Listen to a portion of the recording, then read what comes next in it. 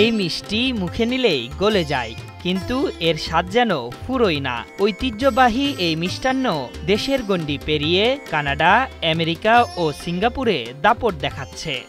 এই মিষ্টি Canada, America, Singapore আমরা পাঠাই। এইরকম ৭২ প্রকার মিষ্টি আমরা তৈরি করি।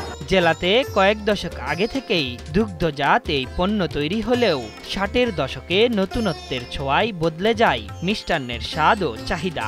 ধীরে ধীরে বাড়তে থাকে এই মিষ্টান্নের ডাকনাম। এখন জেলা জুড়ে তো বটেই, দেশ জুড়ে পরিচিতি পেয়েছে স্বাদের এই মিষ্টি। ১৯৬৩ সাল থেকে আমাদের এই মিষ্টি আমার বাবা নির্মল কুমার শাহ ভাদুশা এই মিষ্টির দোকান শুরু করে। কিন্তু চমচম এর আগেও ছিল, কিন্তু এই চমচম সুস্বাদু চমচমের যে রূপকার তার সততা দিয়ে নিখুঁতভাবে তৈরি করে গেছে, আর সেইটাই ঐতিহ্য আমরা ধরে রেখেছি আজও পর্যন্ত। দুগ্ধজাত এই পণ্য তৈরির মূল উপকরণ গাভীর খাঁটি দুধ। বাজার থেকে এই দুধ সংগ্রহ করে নানা প্রক্রিয়ায় তৈরি হয় স্বাদের এই মিষ্টান্ন, যা চমচম নামে পরিচিতি পেয়েছে। এই মিষ্টান্ন এখন রাজবাড়ির ঐতিহ্য। অনেক সময় অনেক জায়গায় আমরা চমচম খাই বাইরে, ভিতরে শক্ত।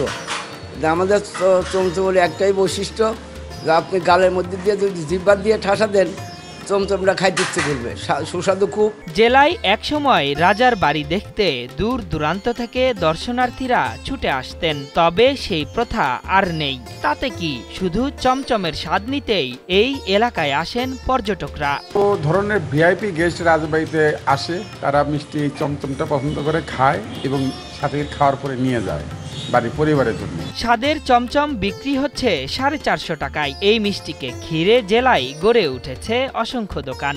স্থানীয় কারিগরদের হাতের তৈরি এই মিষ্টি আঞ্চলিক চাহিদা মিটিয়ে পৌঁছে যাচ্ছে দেশের বাইরে।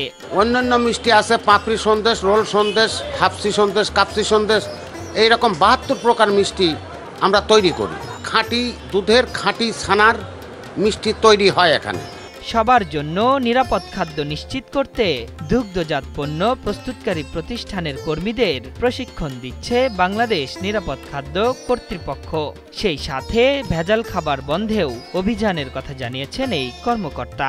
প্রশিক্ষণ দিয়েছি।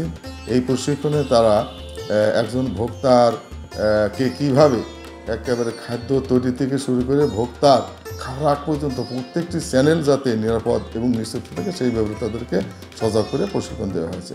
রাজবাড়িতে শুধু চমচমই নয়, প্যারা সন্দেশ, কাটারি ভোগ, পাপড়ি ও হাফতি সন্দেশও ক্রেতাদের মনে ঝড় তুলেছে। তবে গুণগত মান ঠিক রেখে চমচমের চাহিদা ধরে রাখবেন ব্যবসায়ীরা, এমনটাই প্রত্যাশা মিষ্টান্ন প্রেমীদের। আশরাফুল ইসলাম, ৭১।